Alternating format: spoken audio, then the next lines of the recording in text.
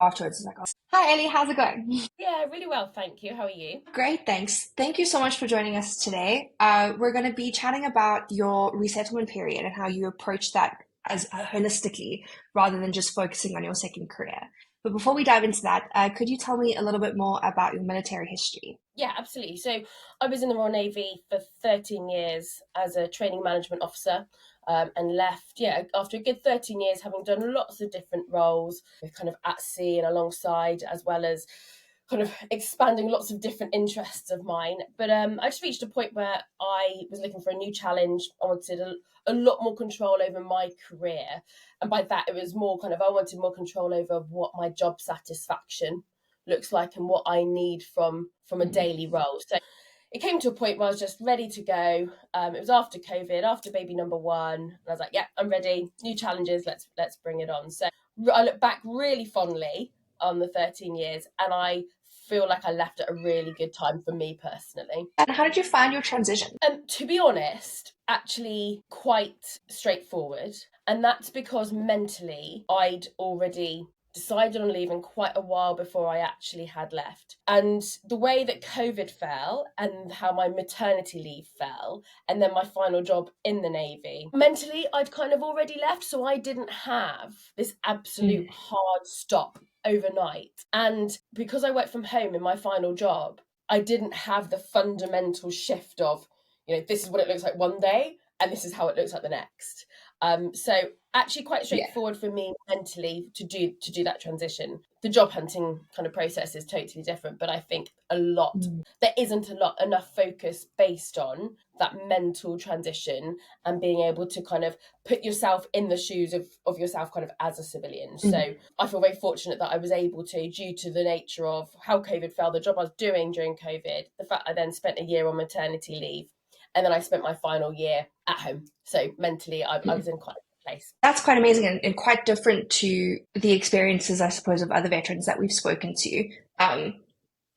And quite fortunate. But regardless of how easy it was, did you still find that there was anything challenging that you experienced during your transition? Absolutely, absolutely. I think kind of the transition is just constant. Mm.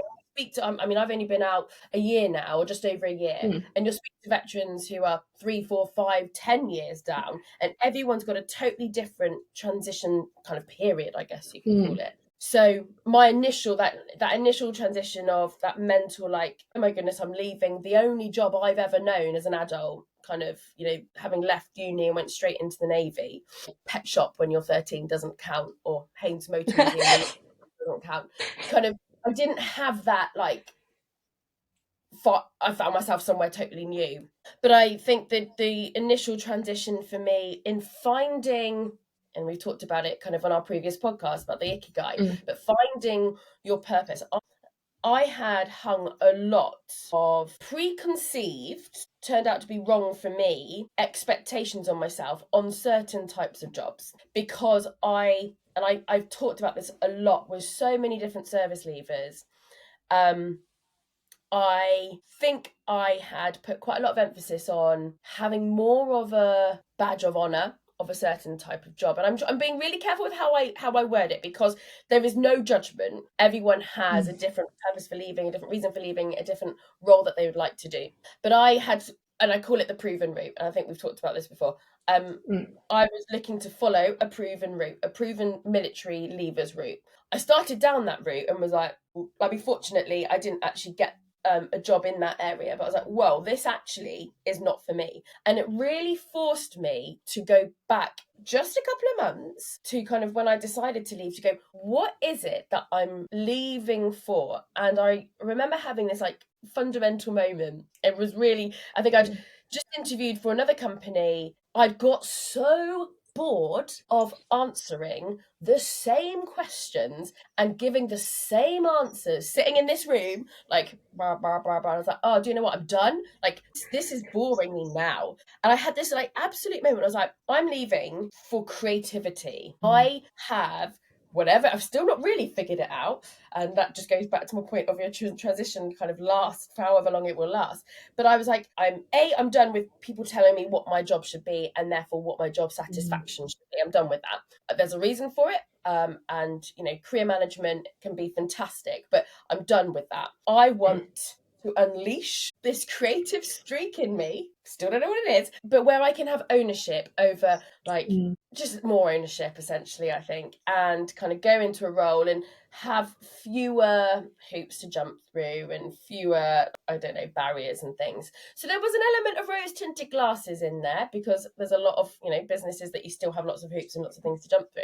But I realised that I was targeting a lot of my resettlement and the jobs I was applying for in areas that wouldn't allow me to do that.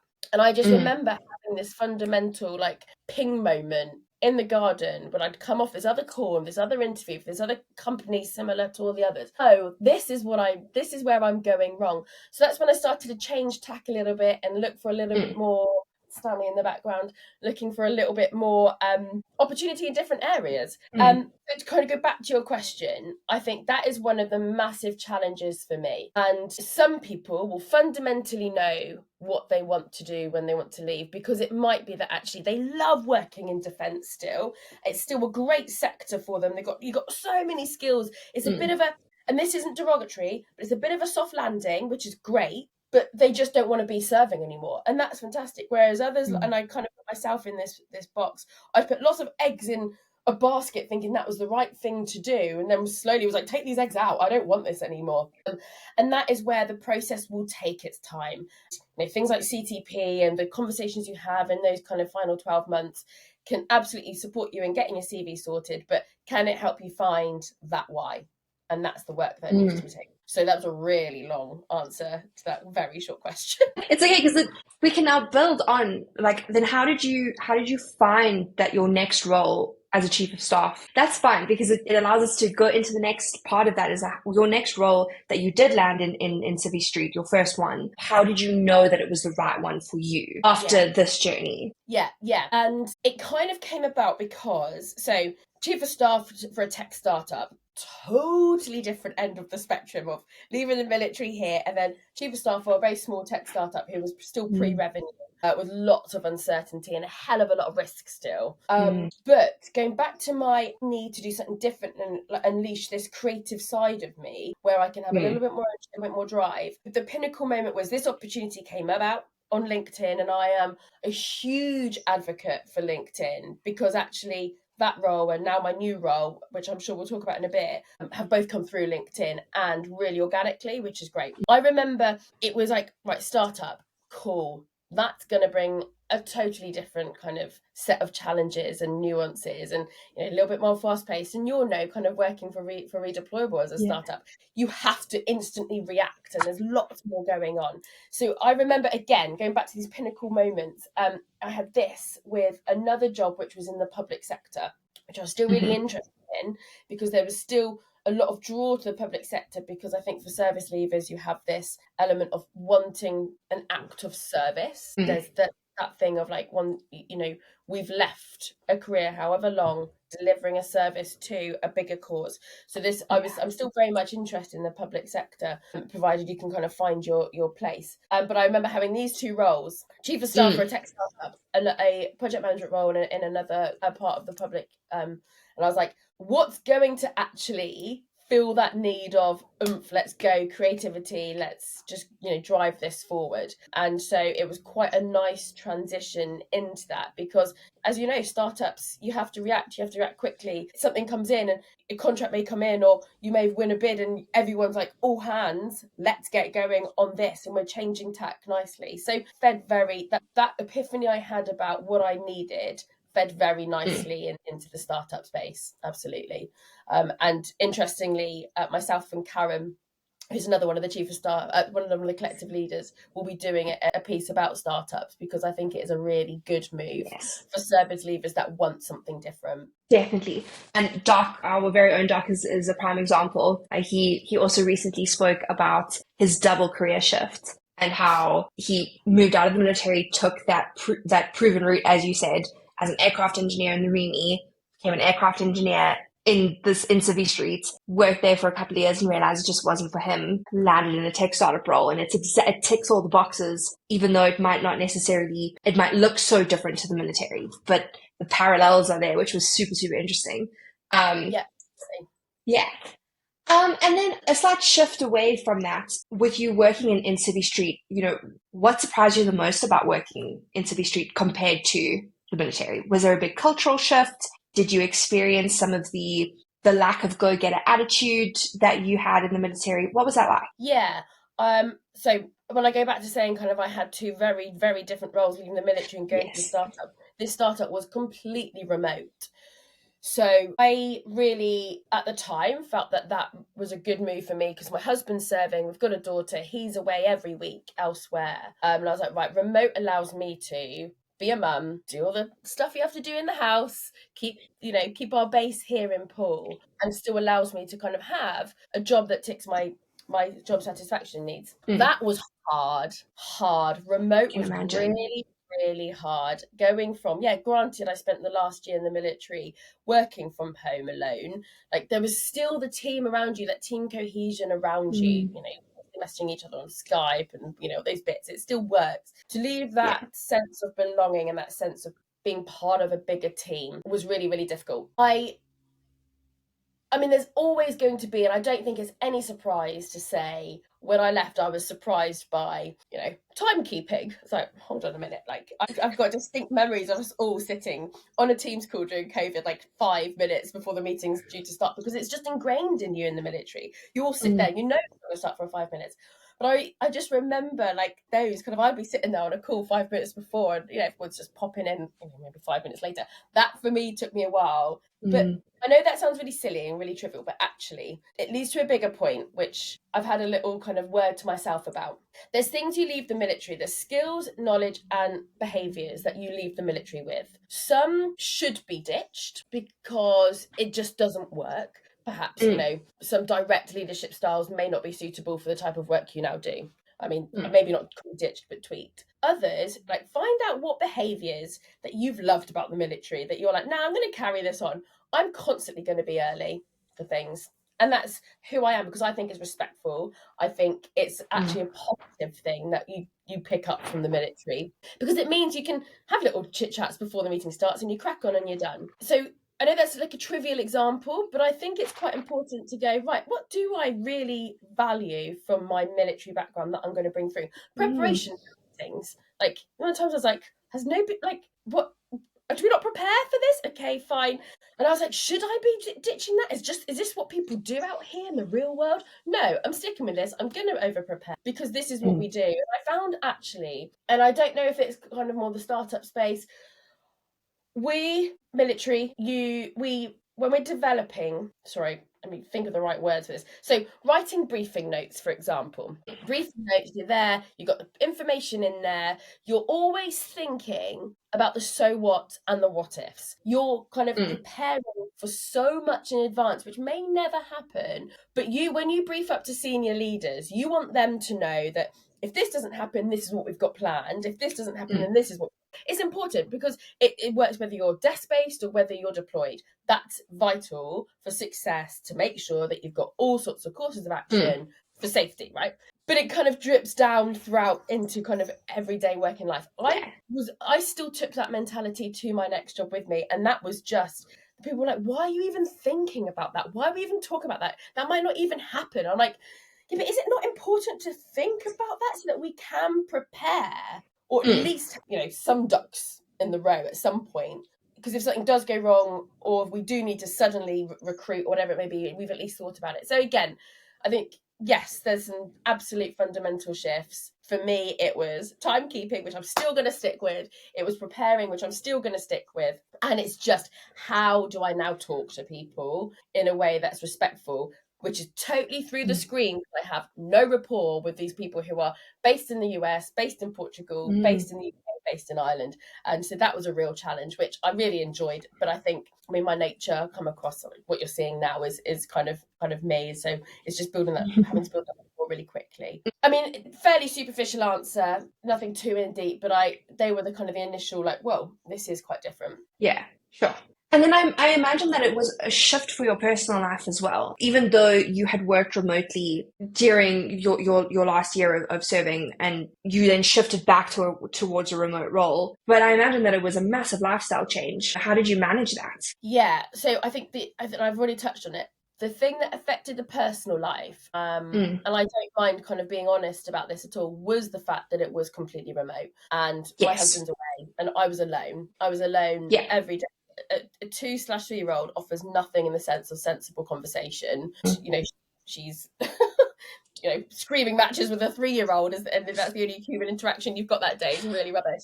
That to me, so going back to finding the right job and really thinking Mm, things through, I thought remote would be ideal because it would allow me to go to the gym still, look after my, kind of be there for my 3-year-old, do everything that needs to be done, with the house, and not be traveling however many hours a day, still allow me to kind of have a chief of staff for a tech startup, that kind of role. So kind of, we've not touched on it during this chat, but my role actually got made redundant in May this year. And that was yeah. the one thing that I said to myself coming out of that role was, I'm not doing remote again, because it really affected my Mm, mental health, really affected my mental health. And not so much in the sense that it was anything too damaging or serious, but it was starting to impact so many other different parts of my life, and everything else got really compounded. I lost a lot of that, going back to that kind of that creative side. I lost a lot of that kind of drive and that kind of motivation to go out and do mm, lots of things. And actually, when the role was made redundant back in May, I saw this second period of job hunting, which has been long and it's been hard and it's been challenging and it's been scary because I've never been made redundant before. But I saw this mm, as a chance to Resettlement 2.0, all those things I've learned in the last kind of 10 months. What did I enjoy? What didn't I enjoy? What am I bringing forward? Yeah, the hardest thing on my personal life was the fact it was completely remote in a brand new A industry, B people, C routine, and it's those little things that you can't necessarily prepare yourself for.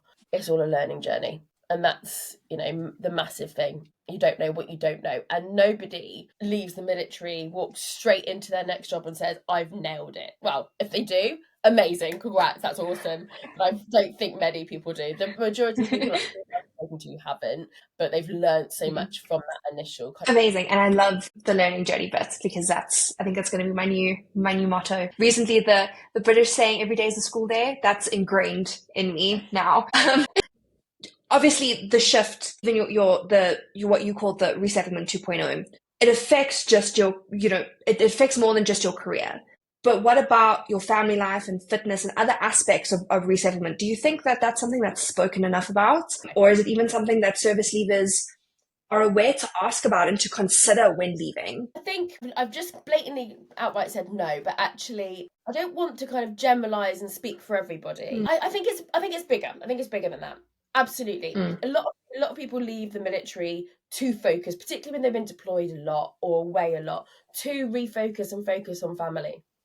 yeah. And kind of Wayne, one of the other collective leaders, has said, when his first job out the military, he was away even more than when he served. And he's like, well, hold on a minute. How have I found myself here when I was leaving to spend Mm, time with my family? Like, how have I found myself here? I think there is a bit of that. I don't think it's seen in the bigger holistic picture, though. I'm just trying to find my words on this one. It's expected that individuals kind of know about it. It's expected that mm, individuals leave with the understanding of, life's different focuses, blah blah blah blah blah. But I don't think enough emphasis is put on the wider holistic bigger picture of how does your career or your job or your personal life all interlink, and mm, that is also your personal needs as an individual. Going back to that point of, as service leavers, you've got certain expectations on life, ways of working, ways of managing things. You might be somebody who runs a marathon every week, or somebody who enjoys kind of a bit of the gym. How does that interlink, and how important is that in your life? I guess what I'm saying mm, is, it is so much more than, I'm leaving the military, I need a job that pays, however much it may be. mm, Actually, what's everything else in between these two hard kind of barriers here that make you happy and Mm. that you are willing. And it's like I've likened job hunting to buying a house. There's things you absolutely will not compromise on, and that is if you've got like toddlers and kit and a dog, you need parking. I've tried to kind of park down a street. You need parking. That's you're not compromising on that. But what are you willing to compromise on? And Mm. it's finding and seeing that both Mm. holistically, domestically, and on a professional basis. And I think that's what's really, really vital. But again, the comfortable thing of a serving personnel is that a lot of that is all kind of wrapped up. It's within the role. It's given that a lot of people go off for an hour and a half at lunch to train. It's Mm. given that, a lot of people will finish work on a Thursday night to travel home. All those little things, which all of a sudden you cannot take for granted, because that is a conversation you need to have with somebody about it. Like, can I take an hour and a half for lunch to train? No. Right. Okay. So is this important to Yeah. me? So I hope that's made sense. I think the main point is it's not a direct line from leaving the military to finding a job. Mm. There are so many things to consider that makes you happy, and that is going to give you the job satisfaction because other parts of your life work. And I'm definitely in that space now, having gone through job hunting again, to go, right, what are my non-negotiables? How can I make sure that I get what I need personally, professionally, and domestically in my second job out the military? And learning journey, again, it's a learning journey. You don't know what you don't know when you leave, so you need a mentor or somebody in that role who can kind of just coach you or guide you or support you in these little bits that won't necessarily come through during that formal resettlement process that the defence offer. Brilliant. Amazing. In summation, I guess, do you have any actionable tips for service leavers on how to approach their resettlement journey holistically? Yeah. I mean, before I start, like, it's not easy for anybody. Yeah. Actual tangible, actionable tips. I think first one, which is completely holistic, is just be kind to yourself in this process, because the whole process is it's a huge upheaval. It's slow as well, and I think what I've alluded to. I'm kind of going into my second job now since leaving the military in a year and a bit, and it's taken me this long to even realize a lot of what we've just talked about, and taking time to kind of figure that. I think so. My best friend and I started a female support network for service Yes. leavers, which is now transferring over to Redeployable, which is awesome because I'm so excited that they will be coming under the Redeployable umbrella. The biggest thing that's kind of come from that is, how do I balance it all? And I think that's just that continuous thing for anybody in any walk of life. Going back to kind of actionable tips, being kind to yourself, network, speak, put yourself out there, talk to everybody from a breadth of backgrounds and experiences, because that's when you'll start to pick up on different people's experiences, different people's knowledge, and start to kind of figure things out. It's a full-time job. Job hunting is a full-time job. You cannot do it on the side of anything else. Like, prioritize it, because it does take up your whole day of put yourself out there, hustling, finding people. LinkedIn genuinely is, for me, a really positive tool. There's a lot of stuff on there that's a little bit kind of like, I don't know, waving your own flag and like, oh, look how great, how much I've achieved this week. Like, fantastic, that's great. Don't take that on yourself, because everyone's circumstances are different. But do not be afraid to put yourself out there and ask for help. There is no shame in this process whatsoever. I've got 3 ideas which I just want to get across, which I'm gonna Yeah. I just need to try and summarize everything I've said. So, be kind to yourself. It's not horrible.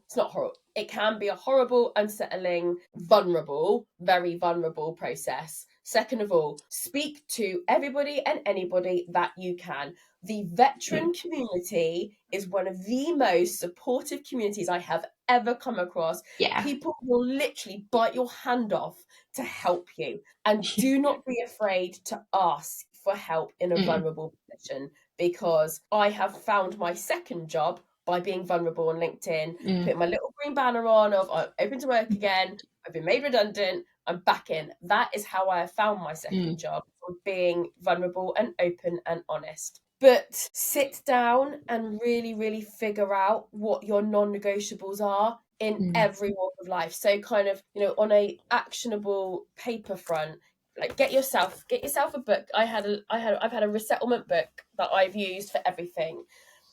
Get your pillars in, like, what do I need professionally? What do I need personally as an individual? And what do I need domestically? Write them all out and then figure out what are your absolute non-negotiables. And it's okay for a salary to be a non-negotiable. It really, really is. Yeah. Like, that's what we're used to. And you've got to back yourself on that front. But write them all out and spend as much time on the professional bit, as much time on the personal and domestic bit as you do on the professional bit, because as we said, if these two bits aren't fulfilled, you won't find happiness in that professional bit. So yeah, it's just being kind to yourself during the process and asking yourself at the end of the day, am I doing enough? Am I doing it? Like, am I putting myself out there enough?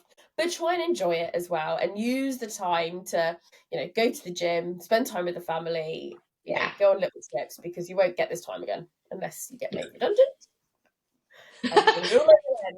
But yeah. Was that succinct enough, or do you want me to make that more succinct? It was brilliant. No, it's perfect. It's perfect. Okay, cool. Yeah, brilliant. You've had such an amazing journey, Elly, and thank you so much for chatting with me today. There we go. Make it sound better. But I'm genuinely, if anybody wants to reach out and talk to me, as I've said, I will give my time to anyone. As a service leaver, I've been through different bits. I've gone round in circles. I've had those slight epiphanies, and I'm more than happy to kind of listen, support, ask direct coaching questions, whatever people need from me, I can offer that. So I would just say to any of your listeners and anybody in the Redeployable unit and community, please reach out to anybody within, because everyone is genuinely happy to help. Brilliant. Thank you so much, Elly, and listeners, please do. The community is there to help you.